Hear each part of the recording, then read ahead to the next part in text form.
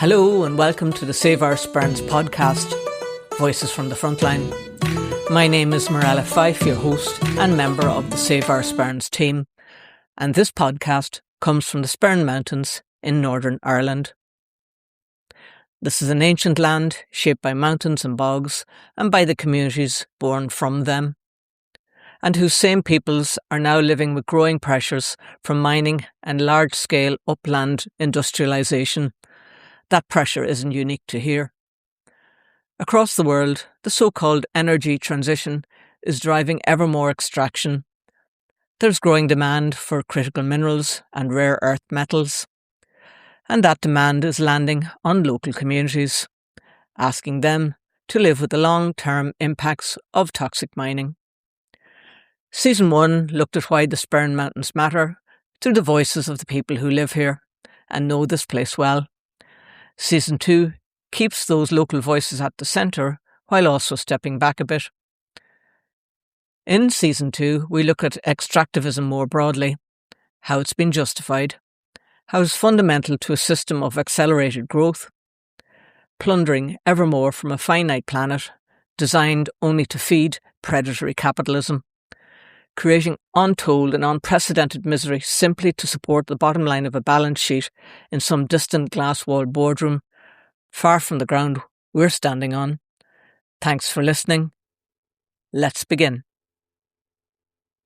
Hello, and today's guest is artist Emily McFarland, whose work explores the relationship between landscape, ecology, and the histories held within those places. Much of her practice centres on peatlands, landscapes that are often overlooked or misunderstood, yet hold extraordinary ecological and cultural significance. Her most recent exhibition, Pollen Row Burn, presented at the Void Gallery in Derry, brings the bog to the centre of the conversation. Through moving image, sound and material, Emily's work invites us to slow down and reconsider these landscapes as living archives of memory, water, carbon and deep time. In our conversation, we chat about how art opens up different ways of seeing the land beneath our feet and what it might mean to listen more closely to the landscape that sustains us. So good morning, Emily, and welcome to the podcast.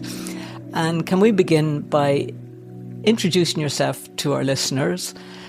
Tell us a little bit about your background, where you're from, where you were reared, what you do, and what it is that you're working on right now. Okay, well, thanks very much for having me, Morella. Big fan of the podcast, so delighted to be here. Yes, so my name's Emily McFarland, and I grew up in a townland called Tattykieran. It would be sort of near Barra area, sort of on the other side of Omagh. Okay. And interestingly, Tattykieran, translated from the Irish word into English, is place of the Rowan. So I grew up in Tattykieran. I'm from a farming background. My father's a farmer, and my mother is an artist. And we sort of grew up very rural, kind of. There's a large bog behind us, the Tattykieran bog. So kind of spent a lot of our childhood growing up, playing very kind of rurally, and so yeah. And what did the bog mean to you as a child? I think, whenever you kind of grow up in a kind of a rural, you probably don't really enjoy it whenever you're young. You kind of feel jealous of a lot of the, kids that live in the town near their friends. But I think it gives you kind of a sense of, awareness of the changing of the seasons as well. It kind of gives you a lot of freedom in a way, that you don't really have if you're maybe in a more urban setting. You can kind of go off and play, and there's not as much, I suppose. Yeah, you're not as restricted in a way. You have a lot of time for the imagination as well. And you have to find ways to entertain yourself. So, I think you have a lot of time to kind of kind of develop your inner world in a way, I suppose. For me anyway, maybe not for everybody. Okay, and can you tell us a little bit, what is it that you're up to today? What do you work at, or? Yeah, so I suppose I suppose going back to kind of my background, I studied fine art for my degree. So I moved to Dublin after I finished school, and I was studying at the National College of Art and Design for my degree, and then I moved to Glasgow and did a master's in fine art in Glasgow, and then I came back to the north of Ireland and worked for a time kind of as part of an artist collective called Catalyst Arts. So they're an artist-run organisation based in Belfast. And it's a 2-year directorship where artists kind of run an arts organisation, run kind of events, and kind of it's a training ground for artists, but it's also kind of a platform for emerging artists as well to show work. So I kind of worked it's voluntary as well. So you work for 2 years on a voluntary basis running this arts organisation. And then after that, a good friend of mine, Alicia Carnelli, and I set up an artist-run publication called Soft Fiction Projects. Mm-hmm. So Soft Fiction Projects is an artist-run publishing imprint based in Belfast. So we're based in a really amazing studio called PS Squared, and we have a Riso printer. And we run, so a Riso printer, for people that don't know, is it's basically a glorified photocopier, as I call it. So you can kind of print mass publications, mass posters in colour. So it's a Japanese type of printing in that you can kind of create volume prints. So a lot of kind of collectives and kind of grassroots organizations would use them for kind of distributing, materials, printed materials. So we've been kind of working with different groups and communities of interest to kind of come together and discuss ideas and discuss kind of texts that we read collectively and then respond and then print. So that's kind of something that I've been kind of doing alongside my own art practice. So I've been I've been working as an artist now, really, I suppose, since Catalyst, and, kind of developing different projects and, yeah. Okay. But I had no idea of the depth of that background, so it's great to get an insight into you. Now, recently in the last few years, you ran 2 exhibitions in relation to the bog. Can you tell us a little bit about the first exhibition, and then we'll move on to the second one? Yeah, so 2019, I was commissioned by Eva International. So they're a Biennale for Contemporary Art in Limerick. And their theme was the Golden Vein. So it was kind of linked back to this idea of the productivity of land in Limerick. And so it was around the time that some of the I had already been aware of a lot of the issues going on here with the mine and the kind of questions that were being asked as well. So I thought it was a good opportunity to kind of link in with that kind of theme and propose something. So I kind of I've been making a series of work since then, really. It's kind of an ongoing project, research project. But so the first work was kind of focusing on just a small snippet of one-day conversation in the Greencastle People's Office, and those kind of conversations focused around sovereignty of land and kind of fears for the future, and some of the things that the community were sort of facing at that time. Mm-hmm. So I think it was day 365 was that project was recorded on, and then COVID hit, and then so the Biennale was supposed to happen I think it was around 2020, but it got pushed back and pushed back. So it kind of gave me the opportunity to make another series of work. So through that, I then kind of made another multi-channel video installation focusing on the freshwater pearl mussel. Mm-hmm. So that work was called Black Bog, and then Shallow and Deep as well. So there were 2 concurrent running videos side by side. And the Black Bog was really focusing on the kind of movement of water through the bog, through kind of water systems that are kind of linked into, I suppose, that are kind of the under threat from the planet application. So I was kind of using a microphone called a hydrophone, which is a particular type of microphone. It's kind of like a contact microphone. Okay. So it kind of picks up vibrations rather than sonic waves. So I was kind of recording the actual sounds in the bog. So pushing these kind of hydrophones and kind of generating a series of field recordings. So kind of returning to the site over and over again over a period of months, because it was COVID.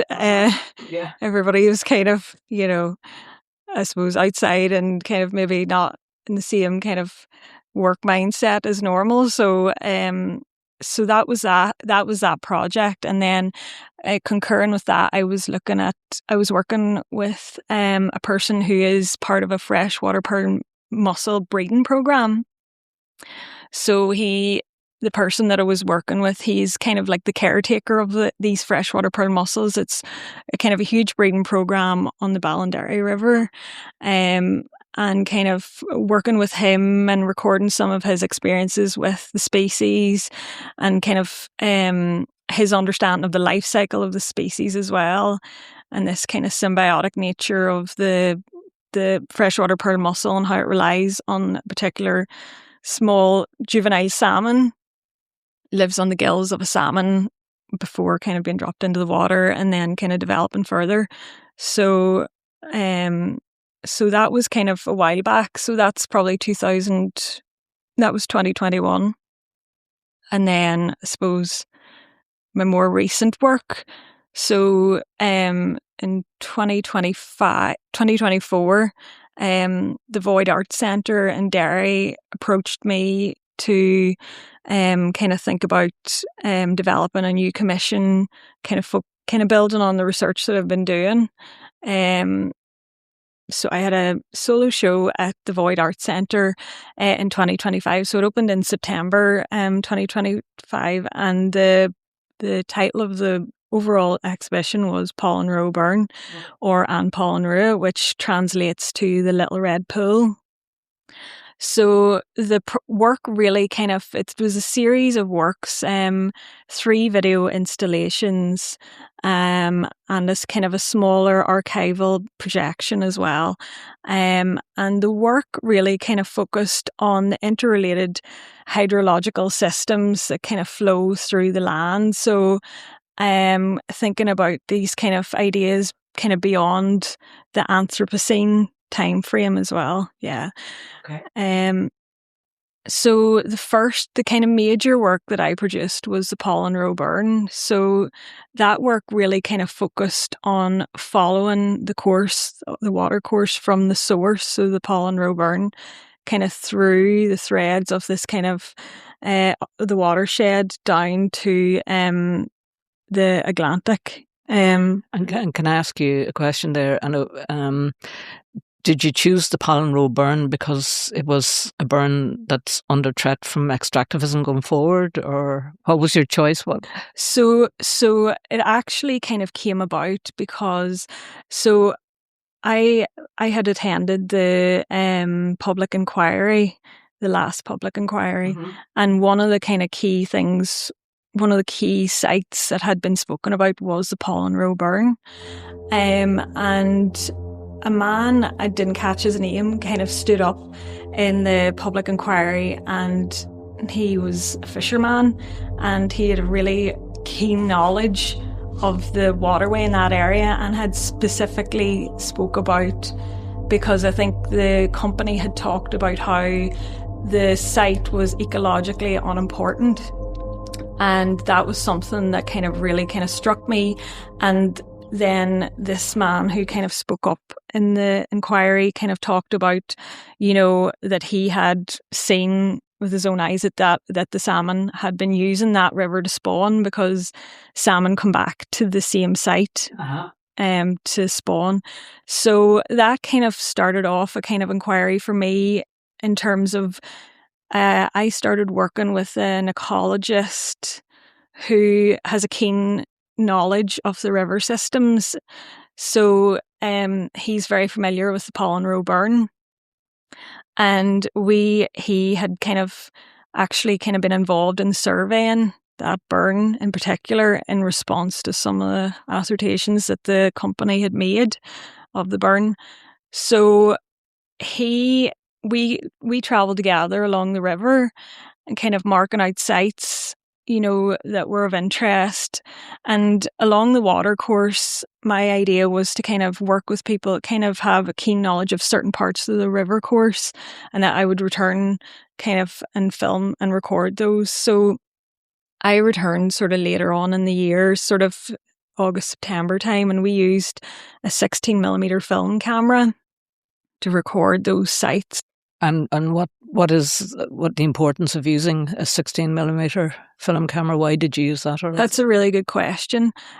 So the idea of using the film camera was thinking about how, systems of, recording and even kind of cameras are also linked into, they're not outside the kind of extractive relation. And this particular camera, so I don't own the camera, but it's a person that I've been working with for a while owns it. But it had actually been a camera that had been previously used in a commercial setting and had been restored. So it's a camera that dates back to the 70s, and it had been restored and kind of refurbished. So in a way, it doesn't really sit outside that, but I was thinking about this idea of even thinking about the materials that you're using. And I'm really interested in this writer called Bridget Crone, and she talks about turbid images.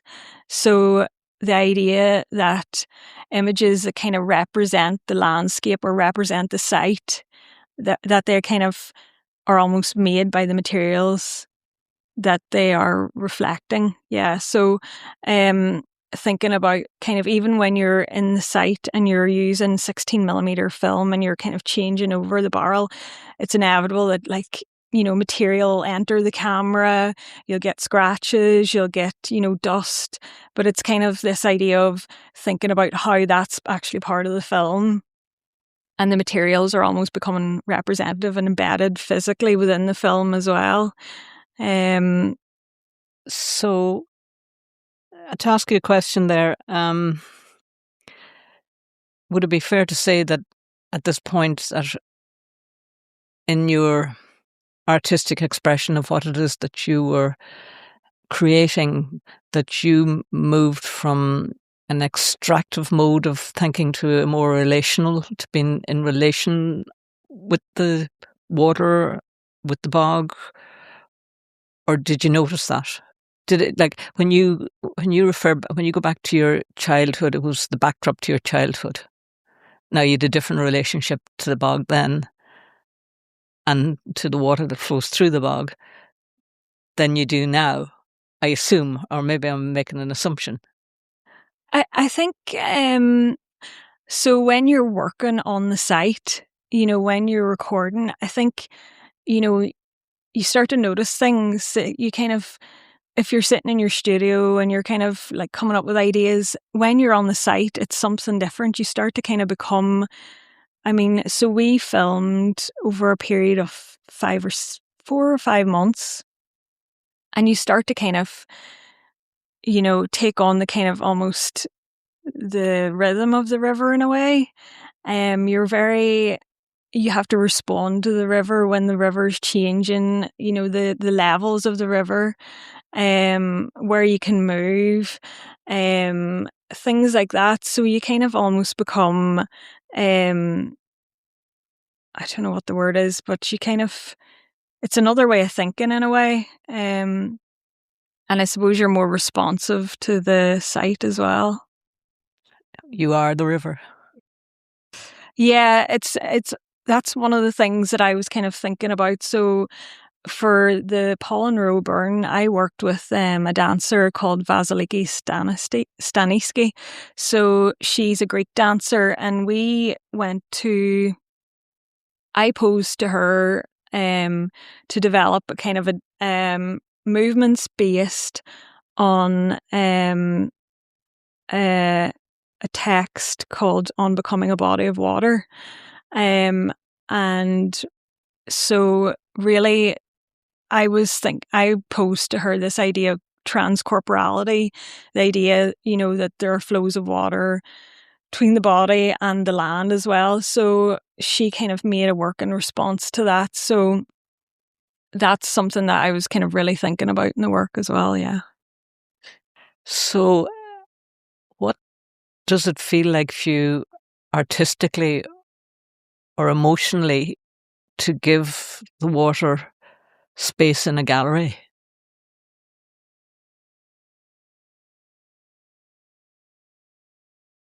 I think, so I'll talk about another work that I've made. So alongside that, there's Haughey's Bog. Alongside the Pollen Row burn, there's Haughey's Bog. And they're both being shown concurrently. And they share the same soundscape. So I returned to the river many times to make field recordings along with other people, and then collaborated with a Belfast-based composer called Liam McCartan. And Liam isolated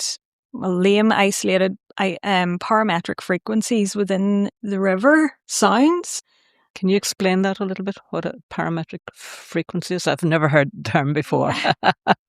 So it's basically isolating frequencies within the sonic recordings, and then creating these kind of frequencies or notes into.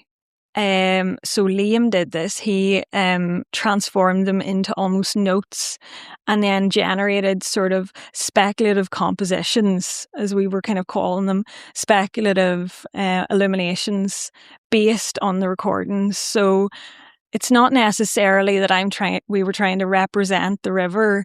It was a kind of illumination, an enlightenment or.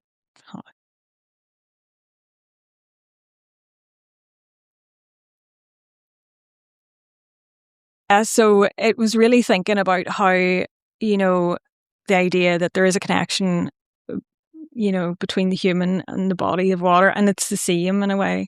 But for Haughey's Bog, I mean, I did a lot of research in the National Folklore Collection down in Dublin in UCD. So I've been researching for kind of a number of years now a lot of the kind of folk stories that would have been, held within kind of people in the Sperrins, that because of the locale, in a way, language here was kind of able to be preserved in a way through people, where maybe in the lowlands, maybe it wasn't necessarily the case.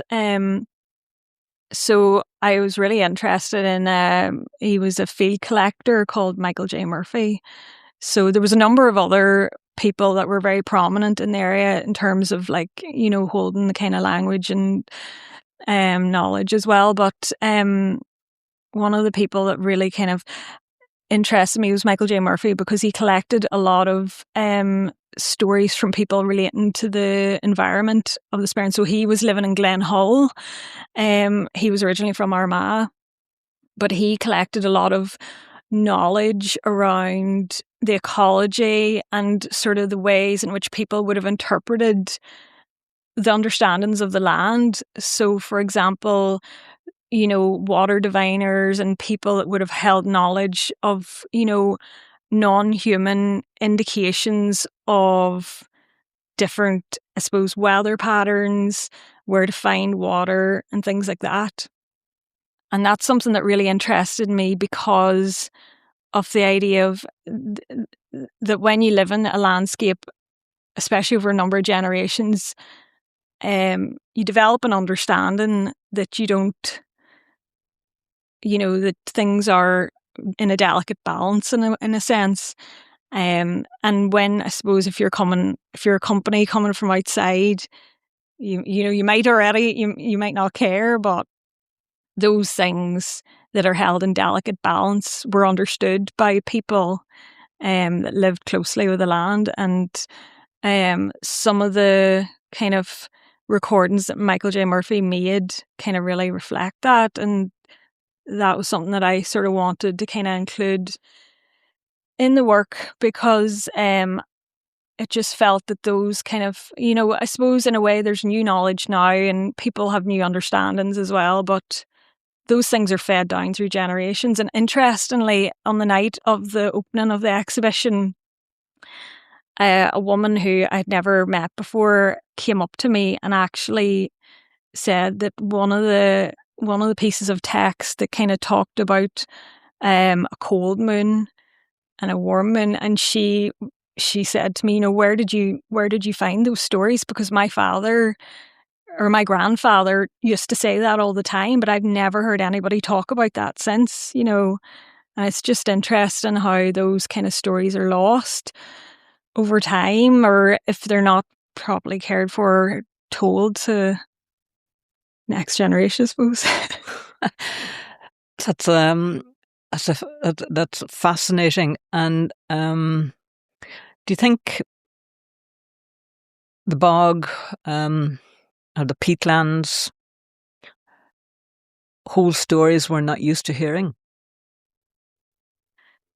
I think one of the interesting things is also this idea of the Anthropocene. And, I think it's very easy to forget the sort of non-human understanding of the bog as well. And that we're sort of not the only species to be dependent on this life source. So one of the other works that I made was Cloudberry after P.H. Kirtland. So that work was kind of retracing the steps of a botanist who went across the Sperrins to look for the last cloudberry. So a cloudberry is it's a type of it's the Rubus camemoris. So it's the only example of the cloudberry on the island of Ireland, and a kind of a number of botanists over the years kind of went to the Sperrins to look for it. Some were successful, some weren't. But at a period, then they thought that the cloudberry was completely extinct. Mm-hmm.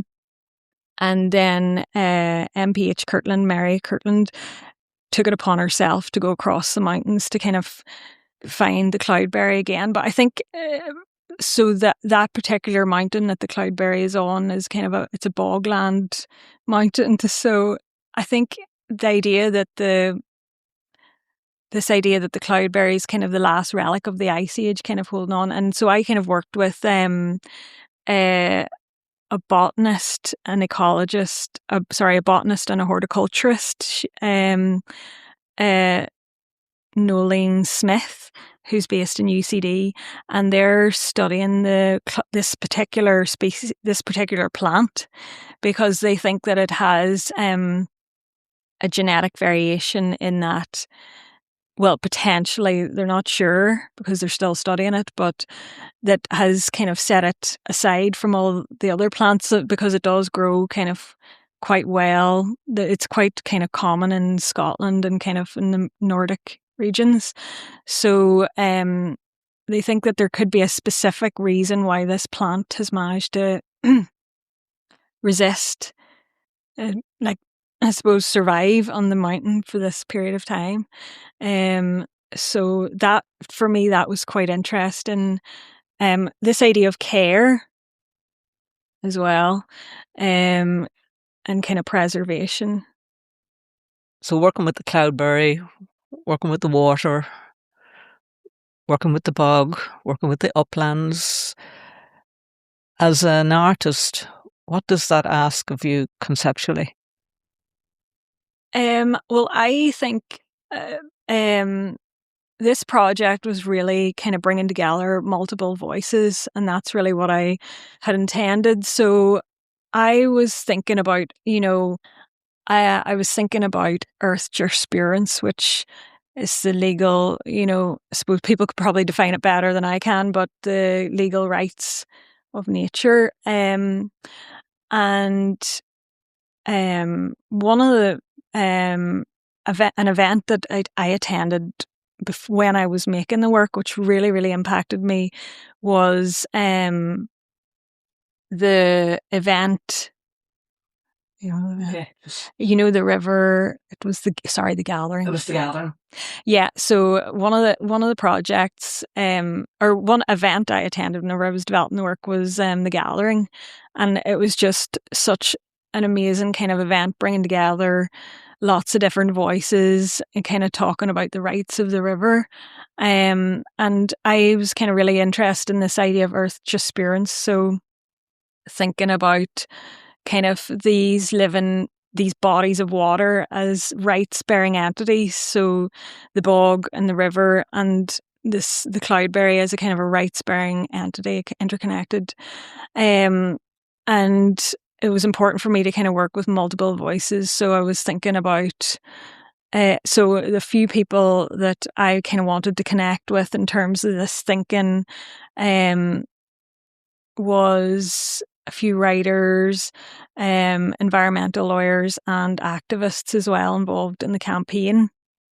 And that kind of came together through a publication poster that was commissioned for the work for the exhibition. So it was called 1,000 Runs Rills. One of the kind of things that kind of came together was this publication, and including a number of writers and environmental activists and an environmental lawyer, and really thinking about the rights of the river as a rights-bearing entity. So, yeah. So the publication kind of came together, and it was a writer, Liam Campbell, whose book I kind of really drew upon for the work, Room for the River. It's a fantastic book. I recommend anybody who's listening to purchase. And I have to say, Liam is on my list of people to interview. Yeah.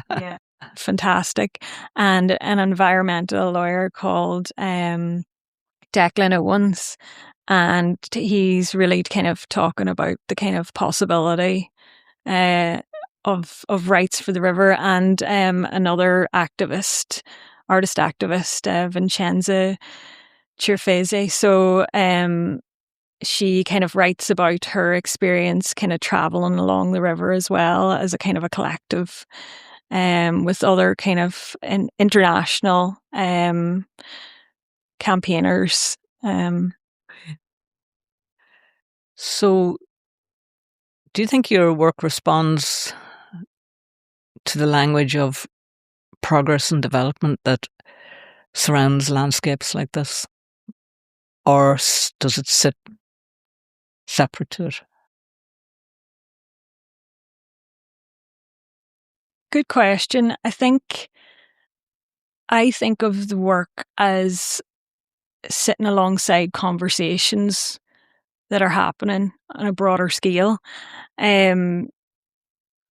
I think that you can kind of collectively come together and voice something, and that I think art can kind of come together. Art can kind of, does it respond? I suppose I don't know if I can answer that question, because really in the grand scheme of things it's sort of only time will sort of tell. But I think work, like my intention is to kind of add to kind of a collective conversation around, so it's not necessarily the work, it's the conversation around, these issues, especially within rural communities as well. And that particularly the Void Gallery, the Void Art Centre, it's kind of it's under sort of new kind of directorship. They have been following permaculture principles, and I think their model of kind of being very embedded within communities and kind of bringing communities together to be able to have conversations on a kind of a larger platform that has a kind of a higher visibility, I suppose. Mm-hmm.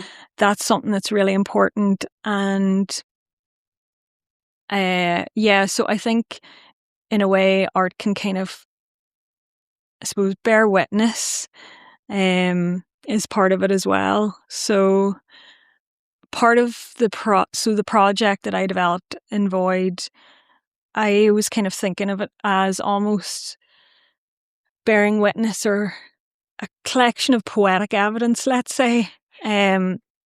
So some of the recordings that I'd made previously for Black Bog, Shallow and Deep, and for this more recent work, the recordings of the river, I actually submitted them as a statement of case. So these kind of recordings are kind of, I suppose, a statement of case, not necessarily directly from the river, because obviously there's intermediaries, but I think that that's kind of an important way to kind of, submit evidence in another way, thinking about evidence in another way, thinking about statements in another way. And there's a really interesting artist called Amir Kanwar, who is an Indian artist, and he's been working in the Odesh region for many, many years now. And that whole rural region in India has been hugely affected by extractivism and industrialization. And he made an ongoing body of work called The Sovereign Forest. And through that, he's been kind of collecting poetic evidence, statements, and kind of, I suppose, seeds. He's been collecting kind of huge banks of information and using that as kind of evidence of these communities are being displaced. It was a largely agrarian landscape, and it's been becoming completely industrialized, and the change over time. And he's been kind of collecting stories from people who lived there, and almost as kind of like a bank of evidence. And I like that work for me is something that's really kind of, it shows how you can think about these kind of collections in different ways. So how do your audience respond when they see the uplands or the bog or the river relocated into an art space?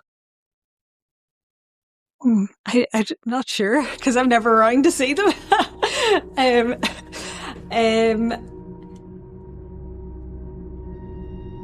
So just from kind of conversations with people who kind of work at the gallery and things, I think so from my understanding is that people kind of return to the work many, many times. So they would kind of return and experience it. It's a long form. So the Pollen Row Burn is over 2 hours long.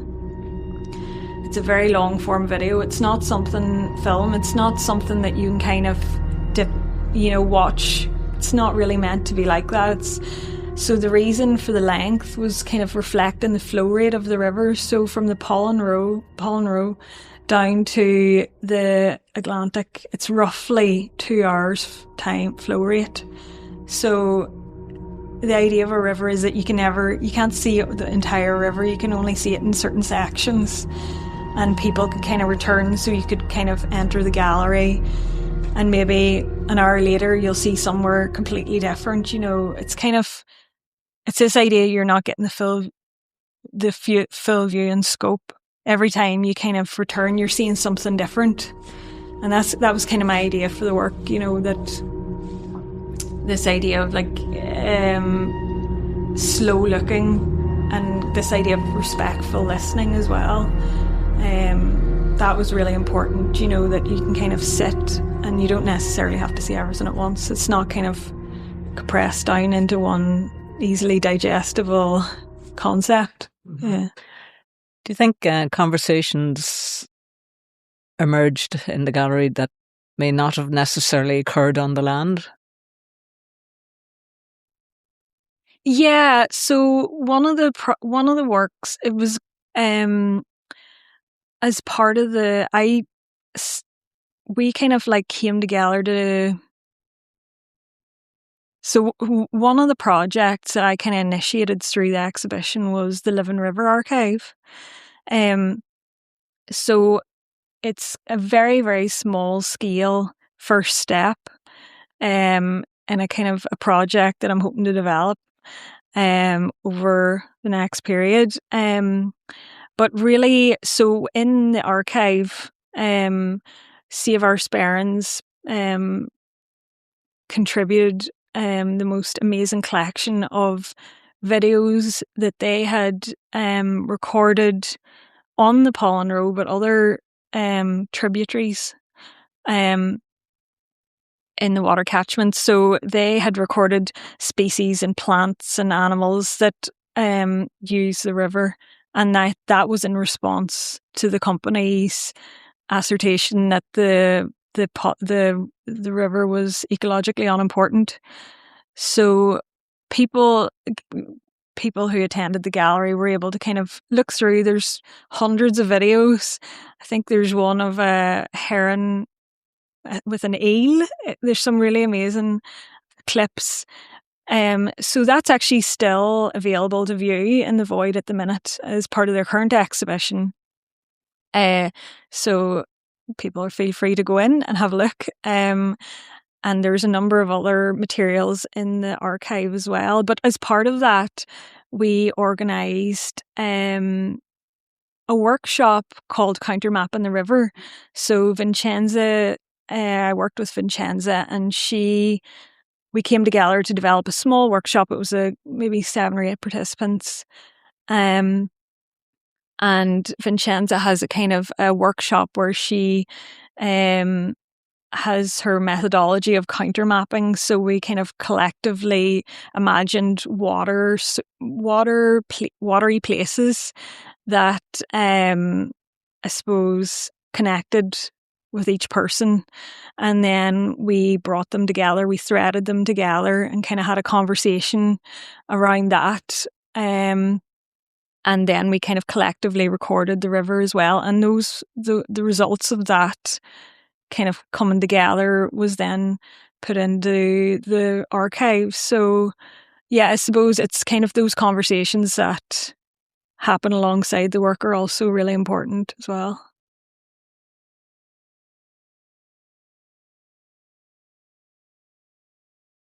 Tell us about your relationship between your art practice and environmental advocacy.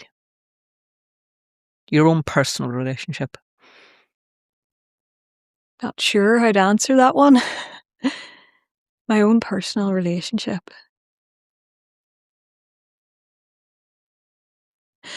Okay. Yeah, so I suppose going back a number of years now, whenever I was a student in the National College of Art and Design, as part of a student delegation, we travelled to Western Sahara. So Western Sahara is a disputed territory in the middle of the Sahara Desert, and bordering on. So it's an occupied territory. It's the last colony in Africa, so it's occupied currently by Morocco.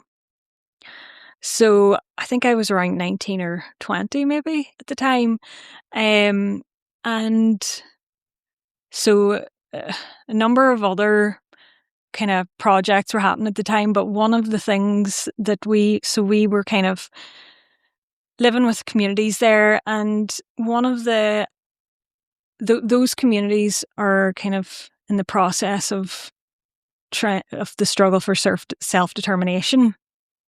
So one of the issues that they had realised was kind of really, really significant in that was the presence of phosphate and other kind of natural minerals in the Sahara. And that was one of the reasons that it was going to be difficult for them to kind of reclaim the land due to the kind of the value that was placed on the land that's currently occupied by Morocco.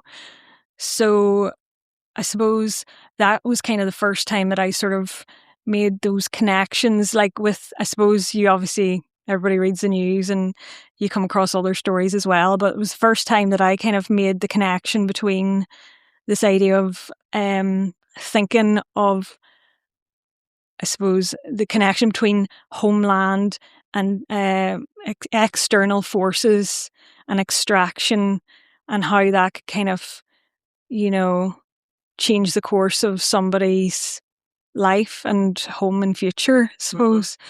Mm-hmm.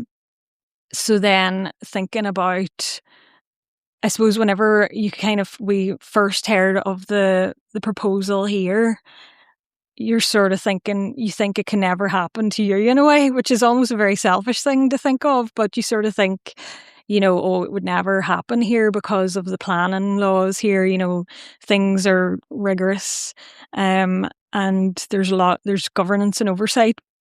But I suppose I don't know if that answers your question, but I suppose, yeah, so thinking about, I wouldn't necessarily say, you know, yeah, it's maybe an indirect. But it might have been a catalyst, that trip to the Sahara. Yeah, I think it really, because, yeah, you kind of, and it also makes you think about the connection between the things that you consume as well. So things like, phosphorus, I mean, that's fertilizer. So, you know, that's something that farmers use, maybe not so much now here, but because it's too expensive now due to kind of global forces. But it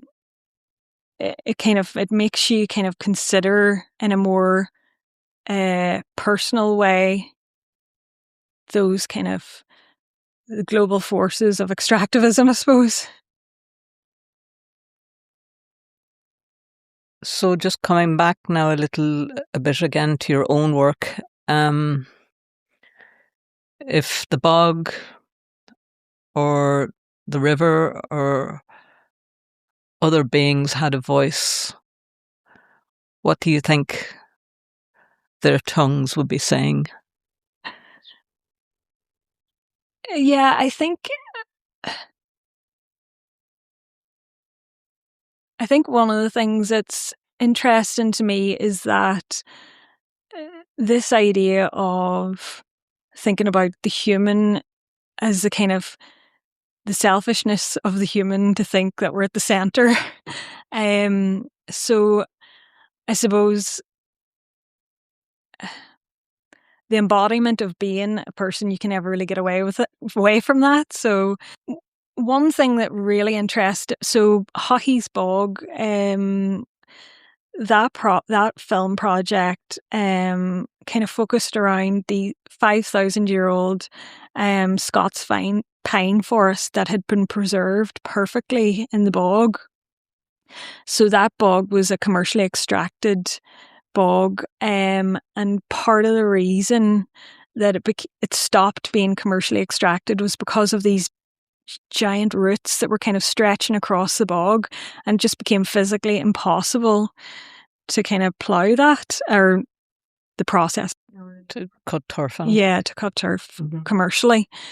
So I was kind of thinking about these roots as a kind of form of resistance, in a way that it's a non-human form of resistance. It's not a conscious resistance, but I was thinking about these kind of roots as having agency in a way. Right. Yeah, and thinking about how these kind of forces that are kind of embedded within the bog that have been perfectly preserved because of the conditions of the bog have now kind of emerged again and kind of created an element of, I suppose, resistance within their own extractions. So that was really kind of why I was so interested in the bog. And now that bog is currently being re-wetted. So Ulster Wildlife have taken over that site and are now kind of using it as a kind of a test case for re-wetting the bog and kind of bringing it back, trying to restore it to the original habitat. So I found that connection really interesting.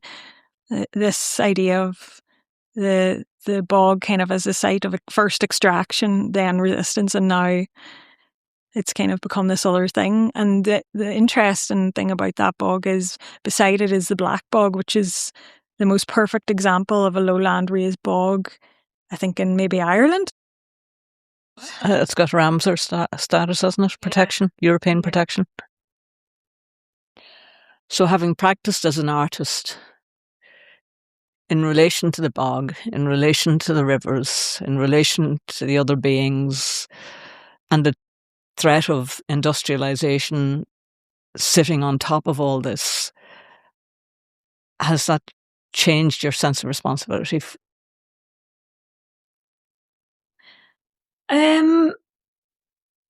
That's a good question. It changed my responsibility. I suppose the project has kind of evolved over time, and it's evolving in different ways that I kind of never really thought about. But one of the things that I think is so it kind of, I suppose, gives me kind of momentum in a way is the kind of conversations that happen around the work and how the threads kind of pull out, and there's different kind of conversations happening around how to kind of record memories, I suppose. But responsibility, it's a complicated question. Are you thinking in terms of like a responsibility kind of continue, or? I'm thinking in terms of at the moment our governments are not doing a particularly good job of looking after the air we breathe, the water we drink, and the earth that supports us. I might add that the district council are also not doing a particularly good job, possibly because they're limited by budget and so on. And our political parties are definitely not doing a good job. And so it leaves the last line of we are, and people like us are the very last line of defence for the earth that supports us. And has that broader sense, working in the realm of what you've been working with, has that broader sense of responsibility or shifted? Or it may not have. You may not see it as your responsibility at all, or shifted your thinking around it. Yeah, well, I suppose going back to, I understand what you're talking about. I think for me, one of the things that really kind of, I suppose, looking back into the Michael J. Murphy archives, and also he wasn't the only person that recorded a lot of the kind of stories in the area, and there's Mutterlunya folk tales as well, and many others. And I think there's a responsibility there to record, remember, and bear witness, and also, I wouldn't say preserve, but I think the case of bearing witness is something that's very important in terms of this area it's a rural area. We are the kind of eyes of the area. I suppose we are maybe a bit cheesy to say, but like we are the nature in this area that bears witness to the things that are changing in a way. We're not outside the system of nature, and it's almost nature kind of coming to the defense of itself, I think, in a way. So I suppose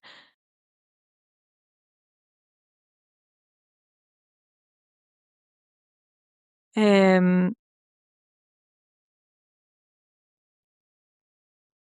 a good question. It's a very good question. Yeah, I think you really there are kind of, I suppose, forces out with that you kind of can't control, but I suppose the only things that you can do and are within your control, then you kind of respond to those. And I suppose part of that is when you're embedded in a place, or you feel a connection to a place, or there's stories that are passed down over generations. It's not something you can kind of sort of, disregard in a way. So I suppose, yeah, I don't have an answer, but I think perhaps you've answered it. Bearing witness, which is what you've done. Yeah. You've taken in the arena that you are in. You bear witness, and you've made that your responsibility. It doesn't mean that you have to be out waving placards, or it's as you haven't ignored it. Yeah. I think, yeah. And part of I suppose for me, part of the thing is really, when I was talking before about being at the river and recording, many, many times I returned to record different field, could have been like this field recording, sonic field recording, or film. And over time, you're bearing witness to small changes, and people, that are kind of familiar with the river, fishermen, people that are kind of on the site, on the land, they notice things that change over time. I mean, I'm sure there's a lot more people than me that are sort of on the landscape, walkers, hill walkers, people that live in the areas, but yeah, it's a good question, Marilla. I don't think I could. Maybe there's no answer. Yeah. Just leave it like that. Yeah. Last question. What gives you hope? What gives me hope? I think the people like yourselves are definitely just over the, I suppose, period of time that you've been kind of, relentless in a way, and dedicated and informed and proactive as well. I think that gives us hope as a wider community, because it shouldn't be that way. It shouldn't be that you have to dedicate your personal time to doing something that should be a given. But I think that definitely is really, really hopeful and reassuring, I suppose, as well. Okay. Reassuring that competent people are advocating and in ways and kind of using the system against itself. Yeah. Because it takes a lot in terms of, just even from where I've been kind of viewing, it's no small feat kind of going through all of the legal documents, and all of that takes huge amounts of time. And just, yeah, thank you very much for all your work. There's many of us at it. I actually have another question. If people want to view your work, search it out, where would they look? On the Void website, you can find more information about the recent project. The works are on private view, so if you want to contact me, maybe you can post my email address, and I can share a private link as well. Okay, that's great, because I am sure there will be people very interested in this from right across the world. Yeah, absolutely. So, Emily, thanks for a brilliant conversation. It was insightful to speak to you, and because having witnessed your work and having witnessed your progress as an artist over well, I know you quite a long time now. It's heartening to see, and I would encourage any artists who have the least some sort of an interest in the earth that supports us and the air we breathe and the water we drink, to follow your lead. And what a fantastic couple of pieces of work that I was able to visit and witness, and have it in my mind to go back and, just exactly as you explained in the podcast, to go back and be with it. It's not something you can just go in and say, right, I've done that. It's you have to be in it and be with it and take time with it, and it's an extraordinary piece of work. So thank you from all of us for your effort and for allowing yourself to be both interviewed and videoed today. Thanks a million. Thanks so much, Marella, for having me. Thank you. Well, there you have it, my conversation with Emily McFarland. Emily's work invites us to pause and look again at landscapes that are so often dismissed as empty or marginal. The boglands she speaks about are anything but. They are living systems holding water, holding carbon, holding memories. Landscapes shaped over thousands of years and yet often treated as if they were expendable.